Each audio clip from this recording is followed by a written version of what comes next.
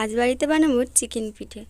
তো প্রথমেই ময়দা, তারপরে চিনি, তারপরে কালো জিরে, স্বাদ মতো লবণ, সাদা তেল দিয়ে ময়দাটা ময়াম করে নিতে হবে। আমি এখানে 500 গ্রাম ময়দা নিয়েছি।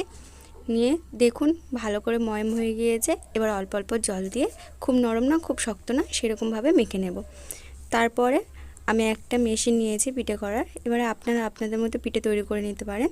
তো প্রথমে ওইদিকে গুলটিটা দিয়ে একটা চ্যাপটা মতো লুচির মতো তৈরি হয়ে গিয়েছে। তো সেটা নিয়ে আবার এখানে মাংস কষে রেখেছিলাম, সেই কষা মাংসটা দিয়ে দিয়েছি।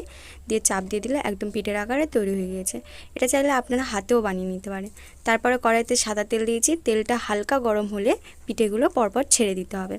আমি দু রকমভাবে করেছি, ভাপিয়ে নিয়েছি আবার তেলেও ভেজেছি। যদি বলেন যে ভাজা আর ভাপানোর মধ্যে কোনটা ভালো লেগেছে, আমার তো ভাজাটাই বেশি ভালো লেগেছে। সস দিয়ে খুব সুন্দর লেগেছে। তো আজকের ভিডিও এই পর্যন্ত শেষ করছি। সবাই ভালো থাকবেন, সুস্থ থাকবেন, টাটা।